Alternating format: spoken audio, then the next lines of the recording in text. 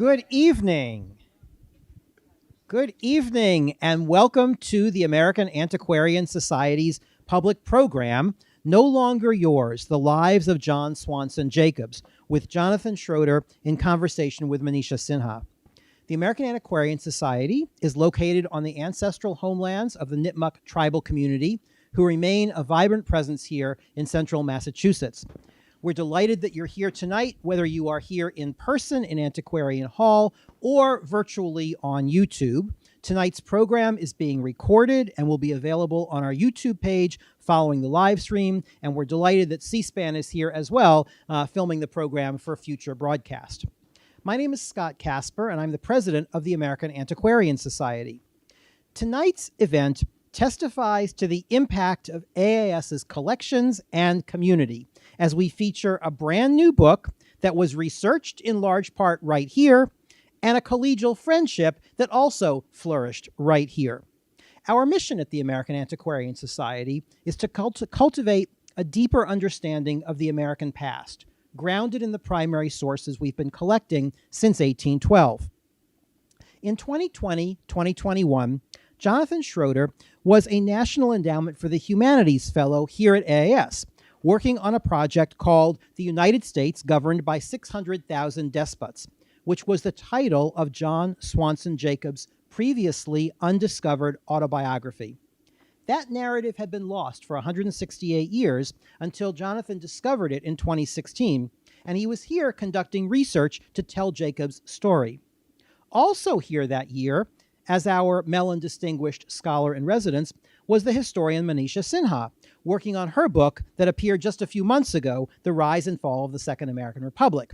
Now, Jonathan and Manisha had already known each other before they were both here as fellows, but as often happens in our reading room, they got to know each other even better, they talked about their projects together, and we like to call this the power of the dome. What happens when people are here under the generous dome of the American Antiquarian Society doing research in proximity?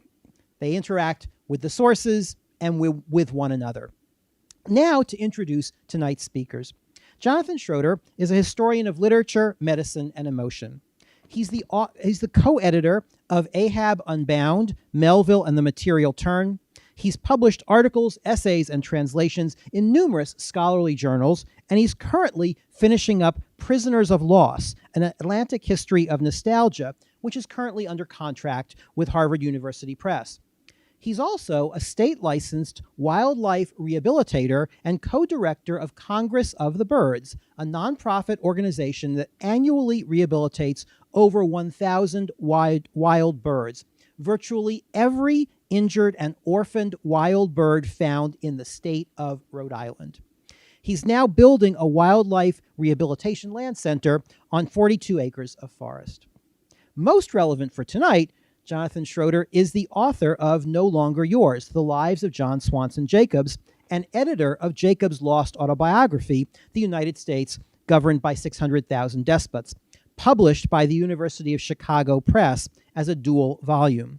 The work was completed during 3 successive fellowships, NEH, John Carter Brown Library, and right here at the American Antiquarian Society. And his discovery and work on the book were reported in the New York Times just 2 weeks ago on May 23rd. If you haven't seen that article, go look it up. After Jonathan talks for a bit about the book, he'll be joined in conversation by Manisha Sinha, who holds the Draper Chair in American History at the University of Connecticut. Manisha has been doing research at AAS since the early 2000s. She held an NEH fellowship here to research what became her path-breaking, award-winning 2016 book, The Slave's Cause, A History of Abolition. Her previous book, The Counter-Revolution of Slavery, was named one of the 10 best books on slavery by Politico in 2015. And her brand new book, still very new, it's only about 2 months old, is The Rise and Fall of the Second American Republic, Reconstruction, 1860 to 1920. So we have 2 fantastic scholars of 19th century America here this evening, and I'm delighted to turn the podium over to Jonathan Schroeder.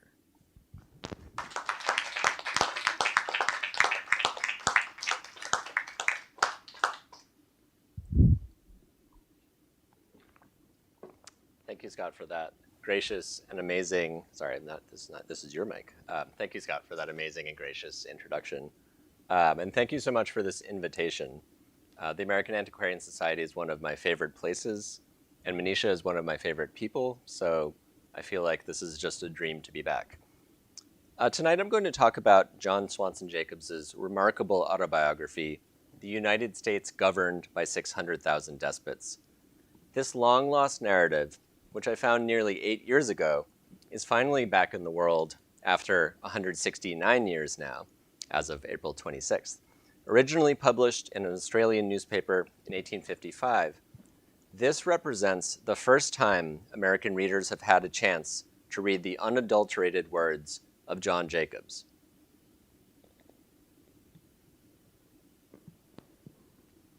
All right, there we go. John was not only Harriet Jacobs' brother and Frederick Douglass' ally, he was also remarkable in his own right. A self-emancipated slave and a transatlantic abolitionist, a sailor on 4 oceans and resident of 4 continents, John Jacobs was an African ex-American who chose to become a citizen of the world rather than remain in a nation that had enslaved 6 generations of his family and continued to hold the specter of slavery over his head long after he emancipated himself. By 1855, when Despots was printed in Sydney, Jacobs had given up a promising career as an abolitionist. He had toured with Douglass and Jonathan Walker and lectured alongside leading anti-slavery speakers of his day, including William Wells Brown in the US and George Thompson in the UK. But the Fugitive Slave Act of 1850 had confronted him with a terrible choice: either betray William Lloyd Garrison's credo, no union with slaveholders, by letting others purchase his freedom, or continue to speak in public as a fugitive and risk re-enslavement. He instead found a third way, falling back on the one trade that he knew would take men of color: the sea. Raised on the waterways of coastal North Carolina, let's see, there we go.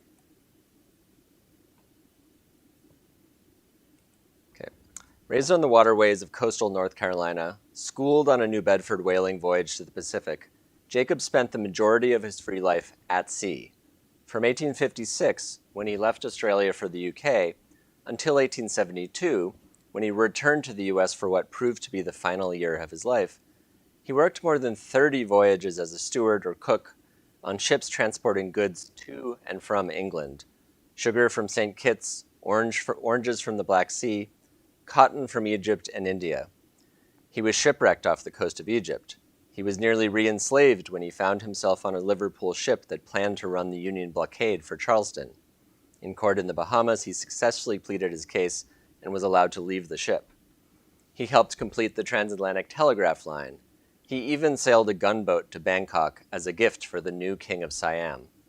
On average, he spent about 10 months at sea and 2 in London. If this list suggests why I decided to write a biography of John Jacobs to accompany the republication of his autobiography, his own words constitute the strongest proof of who he was and what he stood for. Writing from Australia, beyond the reach of American law, and outside the heavy hand of the white abolitionist editor, he demonstrates the potential of unfiltered, uncensored, unapologetic Black writing to speak truth to power. Outside America, he demonstrates that leaving one's country can constitute a powerful act of refusal. If the American flag is to be planted on the altar of freedom, then I am ready to be offered on that altar if I am wanted, Jacobs wrote from London at the outbreak of the Civil War. But if it must wave over the slave with his chains and fetters clanking, let me breathe the free air of another land and die a man and not a chattel. In taking to heart the Garrisonian position that the transformation of the United States from a slave state into a free society could not be achieved through politics within the Union, Jacobs decided to pursue politics without the Union in order to remain true to the core tenets of radical abolition. As Garrison said, speaking in support of Jacobs in 1849, Never shall we gain 1 inch by compromise or sacrifice of the highest moral principle. The recovery of despots gives us an unprecedented chance to understand how, outside American law and humanitarian authority, African Americans reconfigured the relationship between liberty and truth. The rediscovery and republication of this lost autobiography represents the first opportunity to reckon with John Swanson Jacobs. Beyond American power, Jacobs speaks truth to American power, in a life story built on the conviction that words can ring so true as to build new worlds. With a constitution and union like this, he writes, what hope of freedom is there left for the slave? When shown your oppressive laws, you point us to the Congress of the United States, as if something could be done there. What has Congress ever done for freedom? Relevant for today also. Give me liberty with a cannibal rather than slavery with a professed Christian. No man should hold unlimited power over his fellow man. When I discovered John Jacobs' autobiography, I wasn't looking for it. I was working on a book, as Scott alluded to, on the history of nostalgia, which once referred not to a bittersweet mode of retrospection, but to a disease. I was particularly interested in how this Enlightenment medical concept came to be used in American colonial institutions to manage and control discontented captive populations, namely the slaves, sailors, and soldiers who unwillingly built Atlantic empires and often ran away or went on hunger strikes in order to return home. Attributing these acts to nostalgia served these institutions by redescribing these acts as the product of disease, of pathological homesickness, and redefines them as a natural occurrence and not a legitimate political act. Harriet Jacobs' autobiography entered the picture here because more than any other slave narrative, incidents in the life of a slave girl is concerned with medical care. While reading Jean Fagan Yellen's fantastic biography of Jacobs, I became fascinated with an endnote that suggested that Harriet's son Joseph had committed suicide in Australia in a fit of insanity in 1860. He didn't, I later turned out, but that's what I found at this point. The Jacobs men had tried their luck in the California gold rush and then sailed for Australia, which was going through its own gold rush. For unknown reasons, Joseph stayed behind when John went to England and apparently died sometime after. Was nostalgia assigned as a cause of death in Joseph's case, as would be expected, given that he was a sailor and that the disease was primarily diagnosed in non-white and ethnic populations? And more importantly, what did John and Joseph Jacobs have to say about their own experience of displacement? In pursuing these questions, I realized that since Yellen was working in the 80s and 90s and didn't have access to digitized Australian documents or any digitized documents, I was in a good position to solve the mystery of Joseph Jacobs' fate. I soon found the National Library of Australia's historical database trove and began plugging in search terms. Because Joseph Jacobs is such a common name, I switched to searching for John S. Jacobs simply because we know his middle initial. And after searching for variants, since OCR software often misrecognizes letters, I could not believe my eyes when I saw this appear on my screen. After collecting myself, I noticed that there is no byline naming John Jacobs as the author of the narrative. You even see it in the top search result. So why is this the first hit? I clicked. As I scrolled through the first installment, which is on the left here, the right is the second installment, names I knew from Harriet's biography flew by, but not John's name. And this is because one thing that's different from the two autobiographies is that all of the historical names of people in Incidents: Life of a Slave Girl are replaced with pseudonyms. John Jacobs calls people out by their actual historical name. Then, as I was scrolling, I came upon this note. Left on the bed of his owner, Samuel Treadwell Sawyer, a congressman from North Carolina and the father of his sister's 2 children, the note reads, "Sir, I have left you not to return. When I have got settled, I will give you further satisfaction. No longer yours, John S. Jacobs." The note is Jacobs's, but he did not write it, at least not in 1839. Though it zings with meaning, does settled mean settling in the North or settling the debt that his ex-masters owe him? There are other words like satisfaction where we could ask similar questions. At the time in 1839, though, Jacobs had been unable to write his own Declaration of Independence. The laws of North Carolina had prevented him from learning to read and write. In 1855, however, when he reproduced his note, he wrote it himself. Thus, incredibly, the very note that Jacobs authored to demonstrate that he'd been kept illiterate became the very evidence nearly 170 years later that proves Jacobs is the author of his own life story. This writing is a spectacular performance of freedom, and I highlight it, and I highlight this passage here because it epitomizes 2 of the narrative's most remarkable aspects. The first has to do with Jacobs' use of performance. Unlike typical autobiographies, in which the author is expected to use memory creatively and deliberately to portray their life, Jacobs reduces the account of his autobiographical experience to a minimum: a style, a process, and a performance of freedom. The defiant eloquence of despots epitomizes who Jacobs has become, testifies to how far he has come, and casts a sharp light on how much he has overcome. Read in this light, we begin to see how John Jacobs' autobiographical style doubles as a call for justice. For John Jacobs does not just showcase his talents as a writer and speaker, but uses them to condemn American despotism, absolute rule over an unfree people.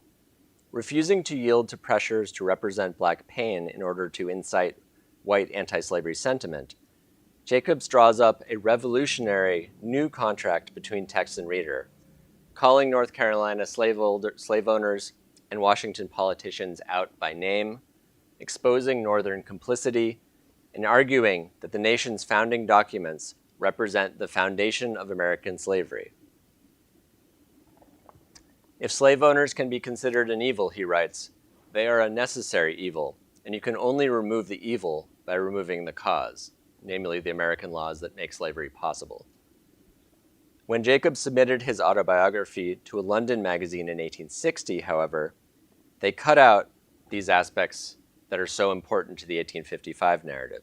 In particular, they cut out a 5,000-word critique of America's founding documents, which is the most sustained demonstration of his rhetorical and analytical powers, as well as his most urgent call for justice. While Jacobs began developing his life story in the late 1840s in Rochester, it is this section that he wrote all of, or most of, when he walked into the Empire office in Sydney and asked to borrow Richard Hildreth's History of the United States and a correct copy of the United States Constitution.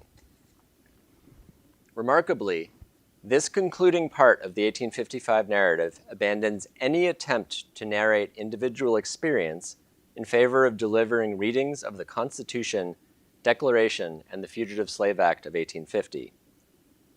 Jacobs calls his readings interlineations, and they resemble nothing so much as David Walker's colored appeal to the citizens of the world, a favorite text among sailors like Jacobs, and one they were hanged for in the US when found in their possession. And to give you a little sample of what I mean by the parallels, here is John Jacobs writing in a way that incredibly closely resembles Walker's appeal. Jacobs writes, "We hold these truths to be self-evident, that all men are created equal, that they are endowed by their Creator with certain unalienable rights, that among these are life, liberty, and the pursuit of happiness, that no slave held to service or labor in one state, under the laws thereof, escaping into another shall, in consequence of any law or regulation therein, be discharged from such service or labor, but shall be delivered up on claim of the party to whom such service or labor may be due. To secure these rights, governments are instituted among men, deriving their just powers from the consent of the governed, excluding Indians and free Negroes. In passages like this one, Jacobs instructs readers to recognize that he is writing between the lines of American law, and that he is doing so as a stranger, a person who does not benefit from these laws because they were not written for him, and because, now as an exile, they no longer apply to him. Not that they ever helped him when he was enslaved. It becomes apparent that this section is not merely tacked on at the end to demonstrate post-narrative activities of the narrator, as a scholar famously has written, but is integral to the narrative, the logical conclusion to a sustained argument about the law, black life in the absence of personhood, the moral imperative to disobey and otherwise evade unjust laws. In fact, as I've been arguing, Jacobs's narrative suggests that the essays and speeches that often close slave narratives may be the best places to discover, by reading between the lines, what is most intrinsically autobiographical about an author.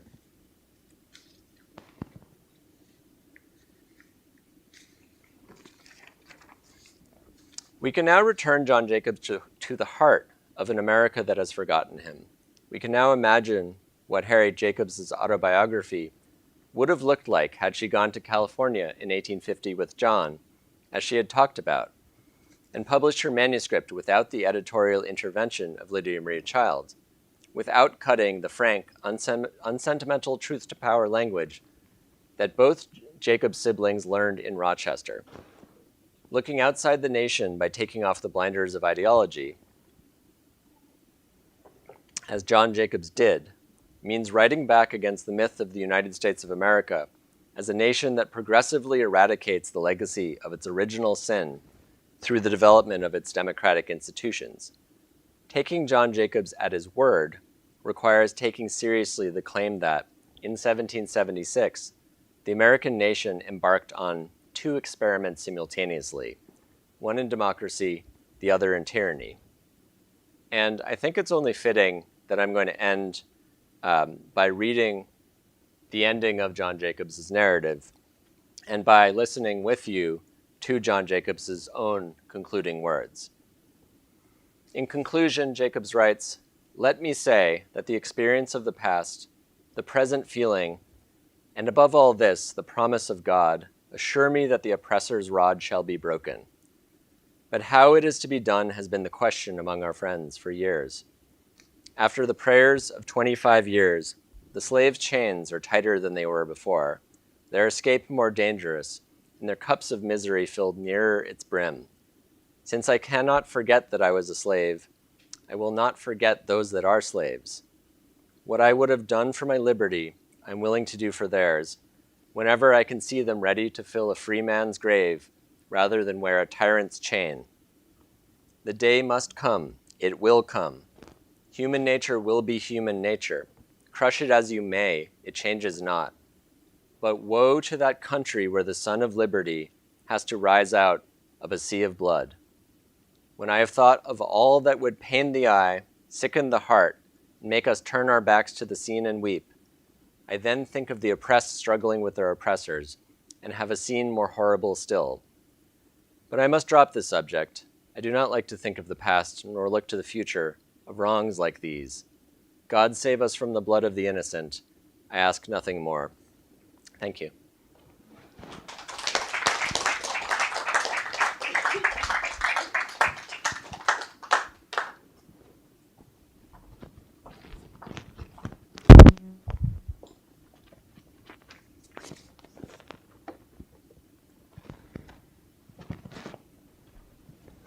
Thank you, Jonathan, for that excellent introduction to this remarkable book that Jonathan has gifted us with, in a way, in rediscovering John Jacobs' original narrative, I also want to thank Scott Casper and for his generous introduction and for hosting me again at the American Antiquarian Society.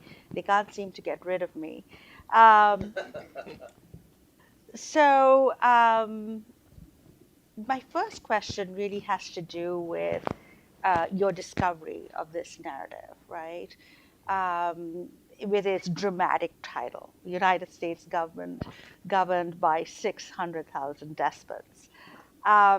Jonathan is the first to actually discover this version of John Jacobs' narrative, the original version published in Australia. And I was struck by the title. The title itself is just amazing. And his allusion to 600,000 despots, by which I assume he means American slaveholders. He's very careful in the narrative that Jonathan has reproduced here in talking about the number of slaves. He says there are 3 million slaves, and that was actually close to the 1850 census. By 1860, we have nearly 4 million. But if you look at the census records of 1850 and 1860, the number of American slaveholders is between 350 to 390,000. Jacobs uses 600,000, and that struck me because it seems a lot like what contemporary historians of slavery have been saying, which is that when we count slaveholding, we don't just count individual slave owners, but we count slaveholding families and households that include wives, etc. Do you think that was in play for him when he says 600,000 instead of because he has access to the census? Mm-hmm. Yeah. No, I mean, that's a fascinating insight and a fascinating line of reasoning. I think he refers to the 600,000 despots as 600,000 legalized robbers within the narrative. And that doesn't quite answer your question, but only makes it more interesting, I think. And I think probably the answer is yes, he's including more than just all of the people who are listed on the census as owning people next to their name. Mm-hmm. In fact, I think a lot of his, the arguments that he makes are about demonstrating that every American citizen is responsible for slavery, at least in the antebellum period, Northerners and Southerners, because they both are signing, implicitly or explicitly signing a pact and condoning the laws of America by living within the country. And I think also the title is really interesting, additionally, because it doesn't sound like the name of an autobiography. It's such an astounding, forceful title that you would expect to find in a political tract, a pamphlet issued at the time. And I think that speaks in another regard to the way that Jacobs is straining against the genre of the autobiography and attempting to kind of turn it inside out from within. Absolutely. I think it's like a radical indictment, just the title in itself. And he certainly seems to have anticipated what demographic historians are saying today about the nature of slaveholding. The other question that I had for you was when I started reading this book, first in its manuscript stage, you begin with John Jacobs like walking into this newspaper office in Australia, the Empire, and he's looking for Richard Hildreth's book, which you also mentioned, his multi-volume history. But I was struck by the fact that, again, the title, the despots, that the United States is not just an experiment in democracy, but also tyranny and despotism. Mm-hmm. And I was wondering how much he was maybe influenced by the abolitionist Richard Hildreth's book, Despotism in America, which you also mention in your book, which makes that argument. His indictment of slavery is not just a moral indictment, it's a political argument too, that this is an exercise in absolute tyranny, in political despotism. Is there anything there that you might have thought, influenced Jacobs? I myself was very fascinated with Hildreth's book and discussed it in some depth in my book. But I know many other abolitionists were. Garrison was.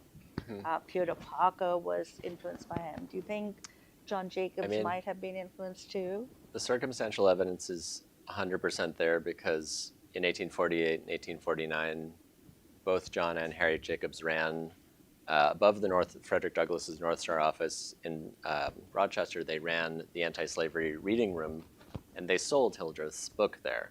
I think they sold Despotism in America in particular. And I think what you see in both siblings' autobiographies is the influence of Hildreth's theory of despotism, and particularly a robust theory of what an exploitative labor system does to people, both to slave owner and enslaved.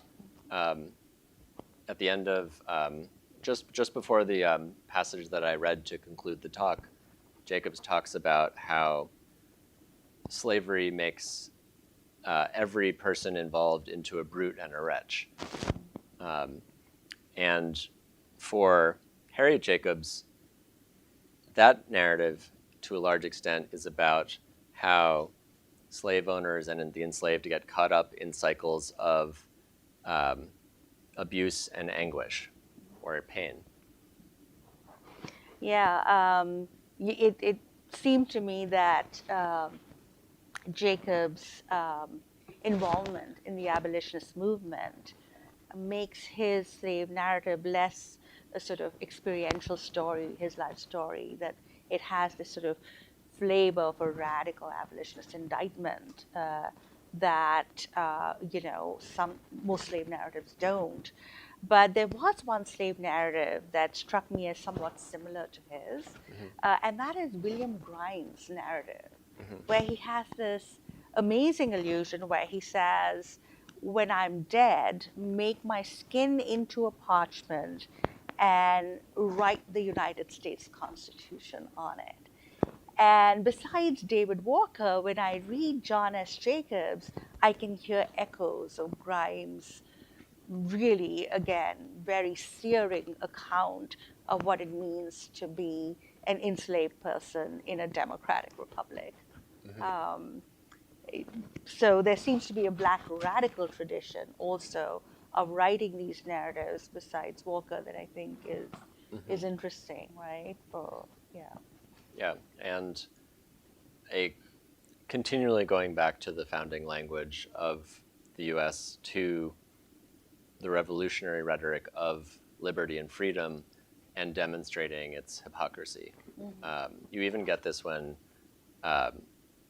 Jacobs is in Australia. There's I found the diary of a white American miner who is very excited about a miner revolt that actually proved to be one of the founding events of Australian democracy.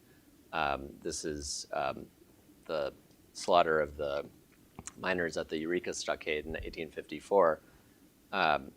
And this miner is excited that all of the miners this American miner is excited that all of the multinational miners there are using kind of the American rhetoric of liberty. And of course, for John Jacobs or for other African Americans who wrote into newspapers in Australia in the 1850s, that rhetoric falls flat.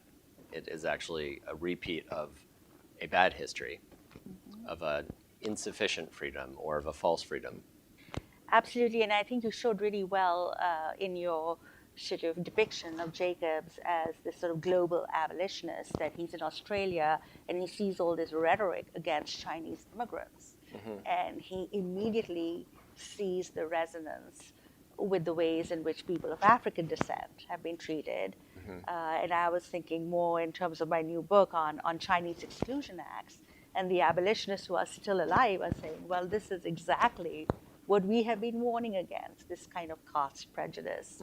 So that was really nicely done. Yeah. I thought in the book you show how he's very uncomfortable with. Yeah. I mean, I think when I first discovered the narrative, I did not know that Australia had even had a gold rush. And everyone I've talked to, that's usually most Americans I've talked to are like, what, really?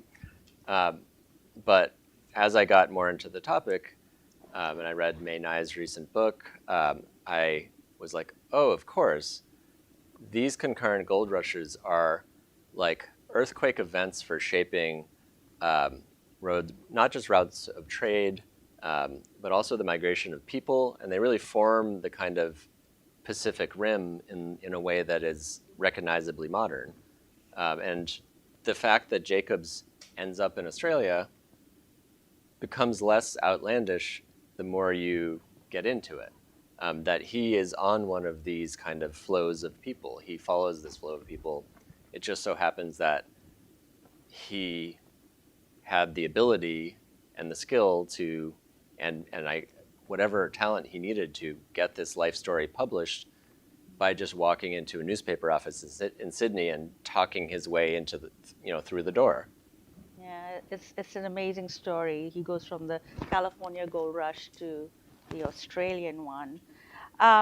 The other part of this book, which is simply fascinating, besides reproducing this amazing narrative, Jonathan also appends a biography that he has written of John Jacobs that traces his life, both before the narrative begins and then after too, till his death in the 1870s. And I was wondering if you could tell us a little bit about your research there, because I was very taken by your research into the Jacobs family itself and this history of anti-slavery resistance that both Harriet and John inherit. And you want to talk a little bit about that? Yeah, so the question that I had when I first discovered the autobiography is, well, how do you bring this thing back into the world? What is the right way to do it?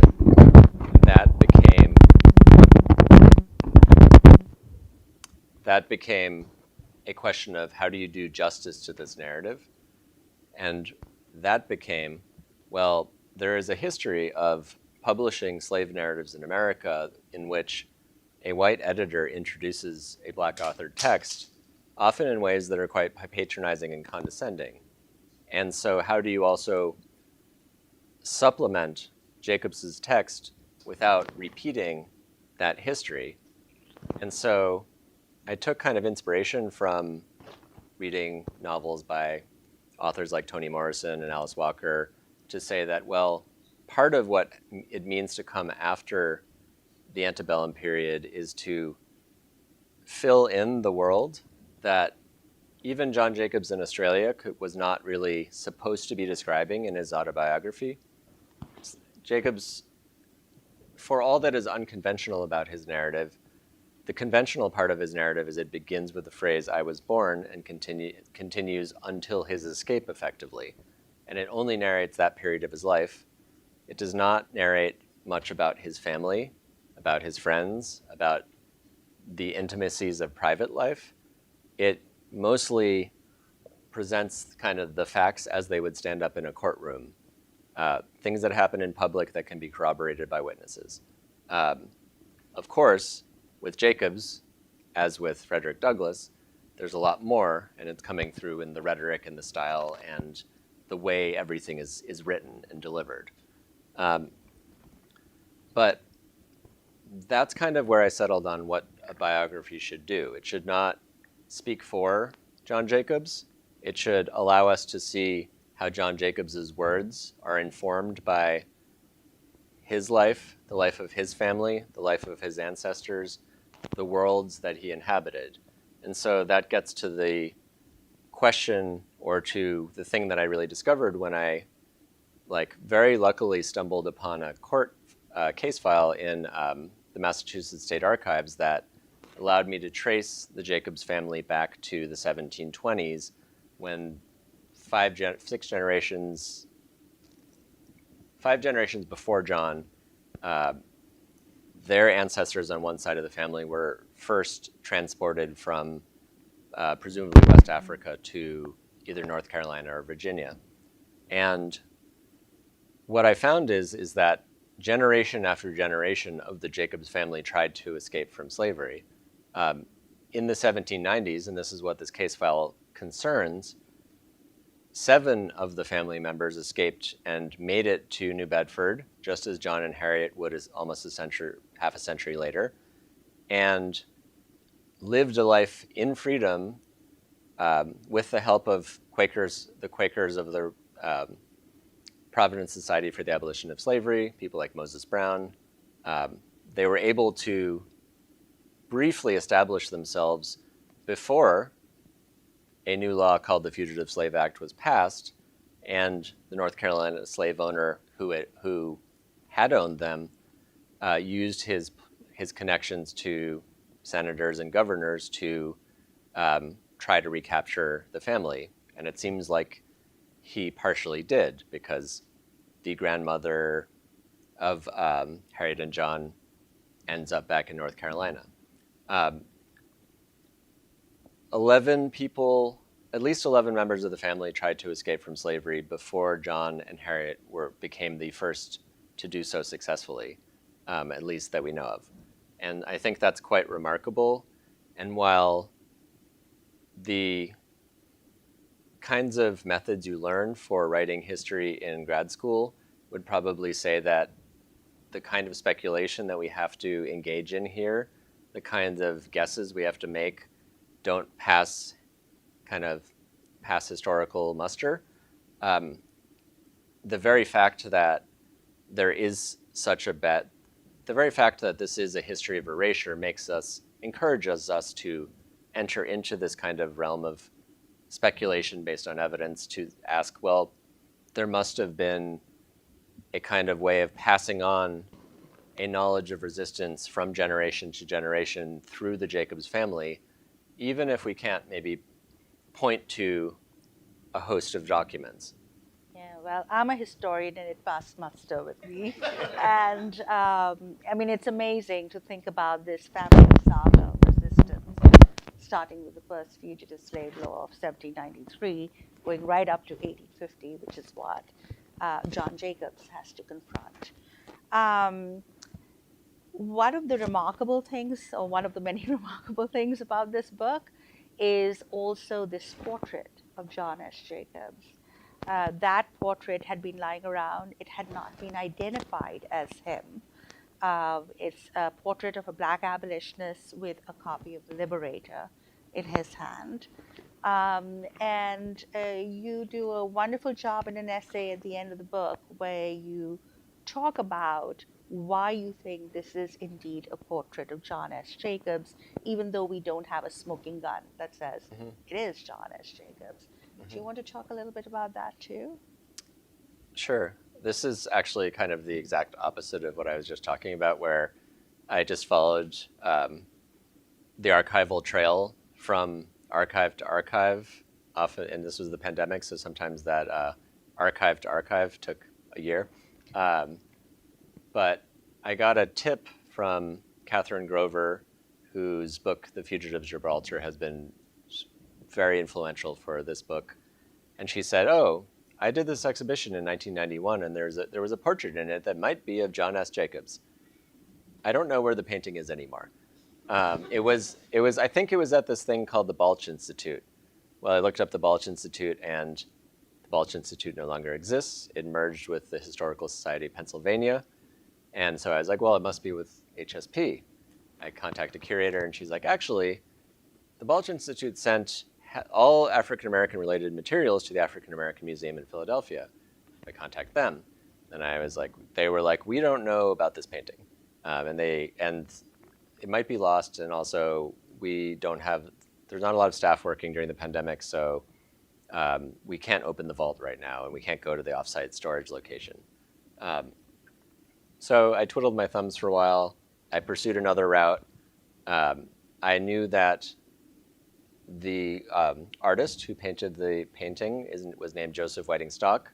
There was precisely one expert in the world on Joseph Whiting Stock, but she had done a lot on Joseph Whiting Stock, and her name was Juliet Tomlinson. She had published Stock's diary. And actually, when I was here, I think, Nan, you brought the diary to me. You found it in the collection, and we were looking through it. And frustratingly, at this time, all I had was a photocopy of a photocopy of the painting, but I knew that it had a date on the Liberator that the man was holding, April 1848. Frustratingly, Stock's diary ends in 1846. But then I found out that this scholar's, all of her papers are at the Frick. So I write the Frick, and then they say, classic pandemic stuff, oh, I'm sorry, we're moving libraries, so we don't have access to any of our materials. We're moving to a new building, and that took 1.5 years. And then one day, my partner and I were at a off-the-grid cabin in Maine, and I checked my phone because clearly I was not fully off the grid, and and I got this attachment from the archivist at the Frick, and it took like 12 minutes to download, and then it was the scans of this case file that the scholar had made on the painting in 1987, and it had a list of 15 or 20 possible candidates because she had written a lot of leading scholars at the time and institutions, and I said, who's this guy in this painting? And all of the choices, except for William Wells Brown and maybe one other, were preposterous, so I just ruled them all out. And then I found out, by looking at the Liberator, that John Jacobs and Jonathan Walker were in New Bedford on April 14th, 1848, and I matched the descriptions that we get from the editors in Australia, from other people, and while I can't say it's with 100% certainty that this is John Jacobs, I can say with like 99% certainty. And also I think that 1% of doubt is important to remember because that just shows you that the records are not being kept for someone like John Jacobs, that what made him an individual at the time has largely been lost, as opposed to someone whose papers were collected immediately during his lifetime and after his death, or her. Yes, it's an amazing act of recovery in every sense. You know, I think you really do that wonderfully in this book. And before we sort of open it up to the audience for questions, there's one last thing I'd like to say, is the portrait with him holding a copy of the Liberator. You reproduce many of his letters to the Liberator, and then Garrison also gives his eulogy. And you very rightly want to center John S. Jacobs rather than the well-known William Lloyd Garrison, but it seems to me that his connections to Garrison right up to his death sort of illustrates, I think, some potential for interracial radicalism in this country that goes beyond the sort of simple binaries of, you know, black and white. And so I really appreciated the biography, and I appreciated the fact that you traced all that right to the end of his life. So I'm going to just open this up now for questions. I have many other questions for Jonathan, but I'll save that for another time. Anyone in the audience here, please make sure that you talk into the mic, as this is being recorded by C-SPAN, and we want to make sure that the audience beyond this room also hears your very good questions. We do have a question on YouTube, so we might start with that and then go to questions from the audience in person. So we have a question from Michelle here, who asks, how many African Americans were promoting abolition in Australia in John S. Jacobs' time?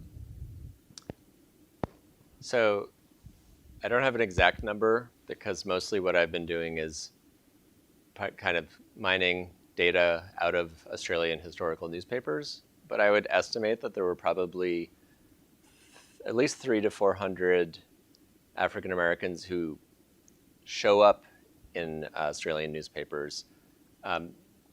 The most dramatic example of so actually there's two really amazing examples of African American, we might call it like transnational resistance, occurring at this time. One is an anonymous letter writer who writes to a newspaper in 1854 who goes by the name Homo, or Man, and he writes against Chinese exclusion because there are proposals by the governor of Australia, the colonial governor of Australia, to exclude the Chinese. Interestingly, the governor of Australia subscribed to a theory of, we would say, like, he used the words Oriental despotism. And I think that the possibility that Jacobs is learning, not just from Hildreth, but also pushing back against these kinds of theories of despotism is fascinating. Homo makes an analogy between his experience leaving America or just moving across America, in which he says he was knocked around from pillar to post for no other reason than that he was a free black man. And it was based on that kind of the rough treatment he had in America that he decided to leave, to come to Australia. And like, there are other famous examples of this, like when James Baldwin is in Switzerland writing about what it feels like to not be oppressed, but to witness a different kind of racial caste system. I think Homo, John Jacobs, and others also kind of were in a new position or had a new positionality that was unfamiliar to them, which allowed them to see Australian society with more clarity. The second example that I think I'll just name briefly is that, like, really fascinatingly, there are two black men who are the leaders of the Eureka Stockade riots, which is kind of like the Alamo of Australia. And one of them is named John Joseph, and he is described as a powerfully built man from either Baltimore or New York. He actually gets put on trial. The court sketch artist draws pictures of him and all of the other people that are resisting the colonial government and fighting for what they called miners' rights. And when he was actually acquitted, he was carried through the streets in triumph. And I think that that is like this kind of tip of the iceberg of a story that I think would be incredible to uncover. Yes, we have a question here. Thank you for the great talk. I was so curious about, why would this Australian newspaper print this autobiography? I mean, when we think of abolitionism, you often think of transatlantic abolitionism, right, not trans-Pacific. So, what might have been some of the reasoning, especially as Australia has its own issues of race relationships and abolition? What's this? Oh, cool. I mean, that's a great question. Great, and yeah. So why did they print this newspaper, to sort of restate? I went down this rabbit hole on Trove, the National Library of Australia database, and I was like, well, what kind of anti-slavery activity was happening here? And also, why do they care so much if they're 13,000 miles away? And the answer is they cared a lot. The Empire, despite its name, was very much not always pro-empire and would publish lots and lots of anti-slavery material. Sydney newspapers serialized Uncle Tom's Cabin, bits of William Wells Brown, speeches, reporting on what was just going on in America. And it's not quite of the same tenor as you get when you read British publications, which often have an air of moral superiority for having abolished slavery earlier in 1834. There's something, I think, a little bit different here that is probably worth investigating. And you also find a lot of anti-slavery activity in the smaller newspapers that are published at the mines themselves. So we might say that there's a kind of transnational solidarity happening. There is some sort of a kind of trans-Pacific anti-slavery activity that we haven't really, scholars don't really think about, but would also be really fascinating to explore. Yeah, I'm kind of not surprised because British abolitionists are also critical of the treatment of Aborigines in Australia, and they're developing an incipient critique of the empire and the rise of indentured labor and other conditions. So it makes sense to me. So there's a bevy of microphones over here. I feel like I need to sing.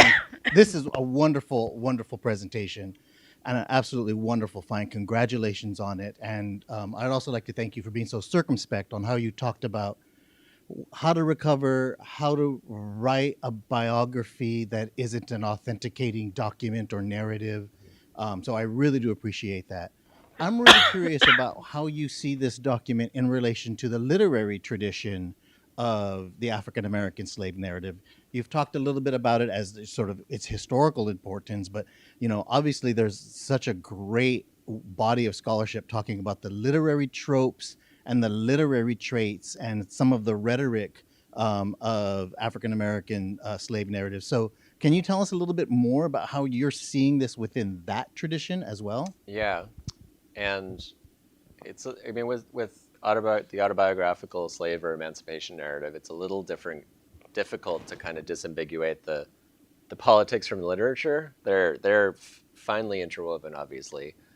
When I think about how to locate Jacobs's text, I always think about the famous anecdote that Frederick Douglass mentions in My Bondage, My Freedom, where he talks about, I think it's like an 1840 American anti-slavery meeting, and one member, John Collins, comes up to him and says, give us the facts, we'll take care of the philosophy.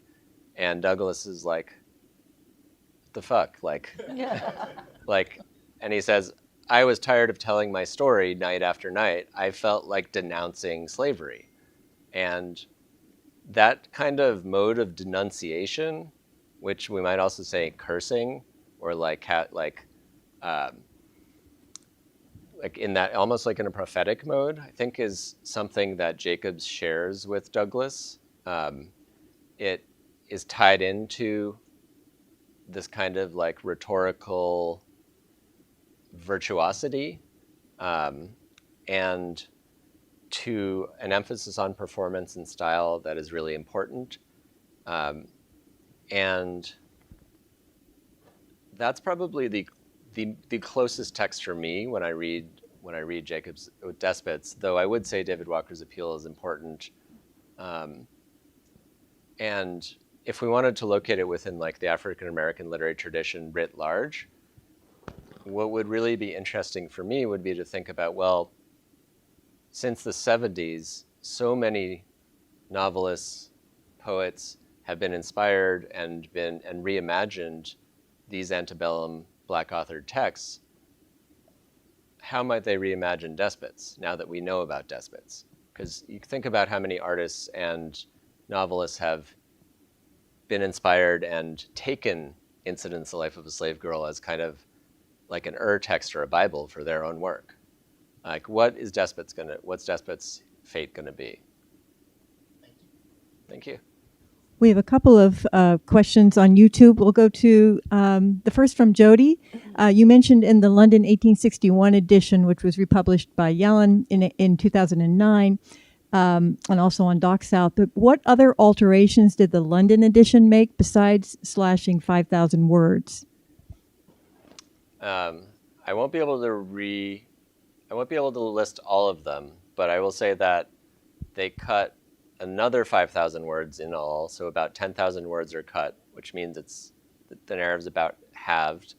All of the names are replaced by pseudonyms, or am I right about that? I'll have to check on that. A lot of the names are cut. Any mention of a politician is stricken from the record. There's a whole scene where Jacobs kind of does his own behind the scenes of Washington politics, like Elizabeth Keckley, and he talks about what it was like to be a gentleman's servant for Sawyer when Sawyer's entertaining people like John Calhoun and Henry Clay, and they're all gambling and playing cards, and they're not going to actually vote on the bills that they're supposed to be voting on. You can guess that Jacobs is, one, not surprised, but also is outraged.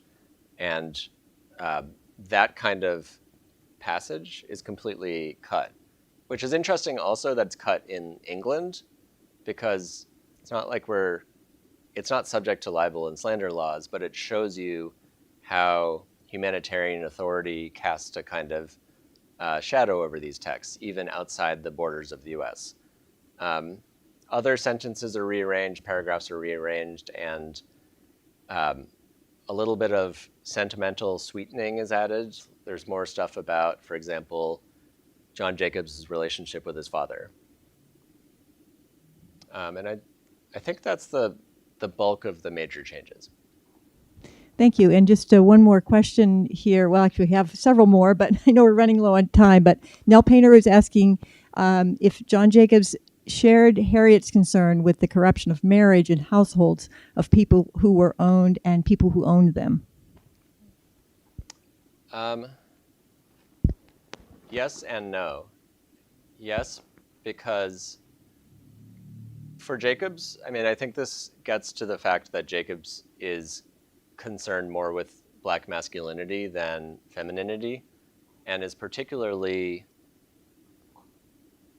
interested in the way that the possibility for sovereignty within the family is taken away from enslaved people and relocated in the slave owner, such that parents cannot have authority over their children because their authority can always be neutralized and overridden by a slave owner. So that's the yes part. The no part would be to say that because Jacobs wants to eliminate accounts of explicit accounts of suffering and pain from his narrative, he tends to not describe bodies very much, and he tends to not just, he passes over the attempted rape of Harriet in silence, which could be evasion, or that could also be that he doesn't want to expose his sister to this kind of gaze. The reason why I'm partial to that second reading is that there's like a very important scene of a whipping of a enslaved woman that one would, immediately one thinks of the whipping of Aunt Hester in the narrative of the life of Frederick Douglass, which has been rightfully criticized by feminist scholars for, in a way, reproducing the pain of Aunt Hester's pain in written form. In this scene in Despots, this woman, whose name is Agnes, her body is not described at all, and the only thing that is said is that she turns her back to the reader, or turns her back to John Jacobs, who has come to apply ointments and to serve as a caretaker.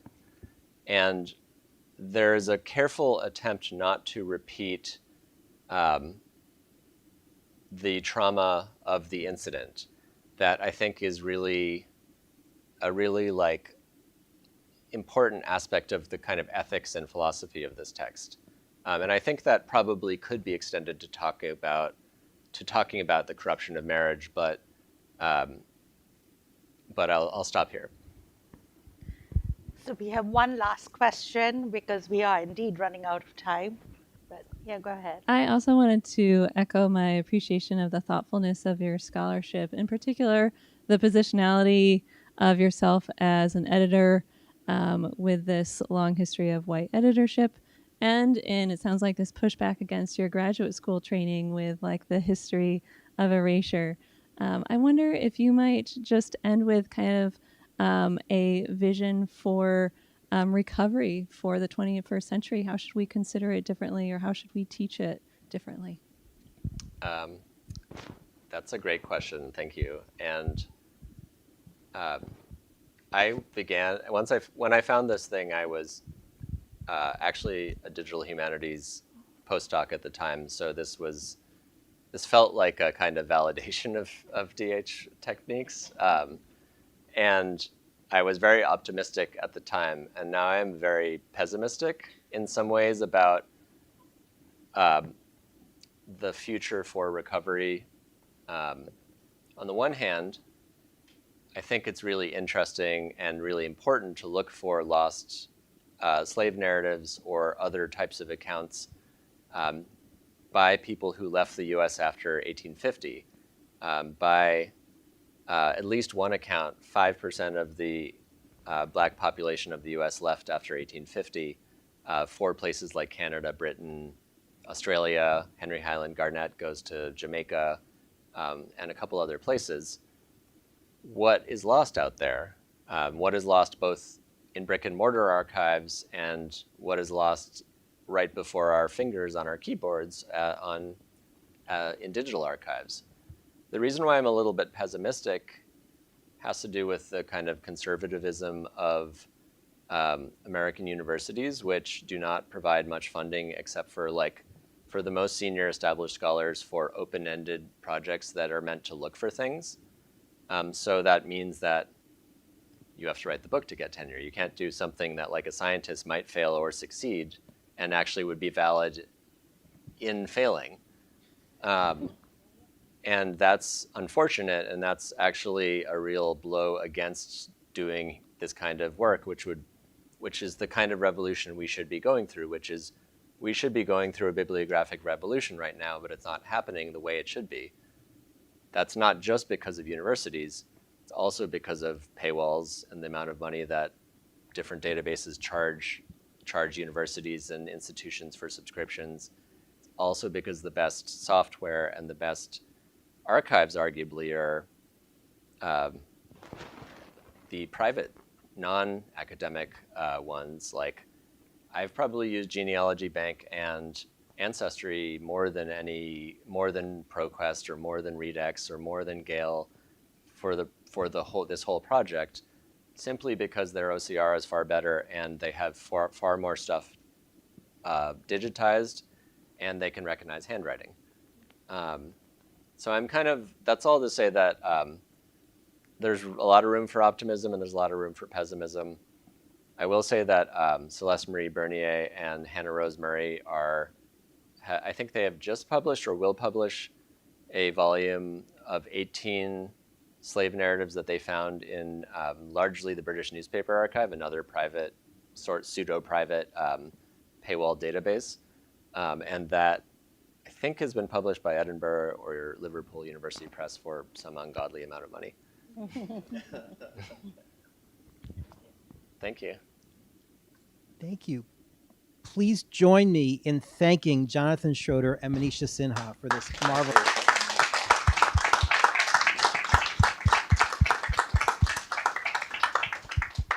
Congratulations again, Jonathan, on the publication of not just your new book, but John Swanson Jacobs' old book. More importantly, John Swanson Jacobs' book, The United States Governed by 600,000 Despots, which those of you here in person can buy from our friends at Tide Pool Bookshop, Worcester's prize-winning independent bookstore. I also thank all of you who are here this evening, whether you're here in the hall or watching us on YouTube. Please recommend this program to your friends. It'll be available on our YouTube channel very soon, and it will be airing on C-SPAN in its broadcast schedule. Our next program takes place on Tuesday evening, June 18th. The program is called Wheatley at 2:50. Black Women Poets Reimagine the Verse of Phyllis Wheatley Peters. That program, which will be co-sponsored by the Worcester Black History Project and moderated by Worcester Black History Project founder and AAS counselor Deborah Hall, will feature Black poets from Worcester and Boston. The poets include Danielle LaGrosse Georges, Serenity Jackson, Solanda Thorpe, and Ashley Wonder. It's going to be an exciting evening here at AAS on June 18th. We have other programs coming, which you can find by looking at our website, AmericanAntiquarian.org. Thanks so much to all of you. Thank you, Jonathan and Manisha, and have a good evening.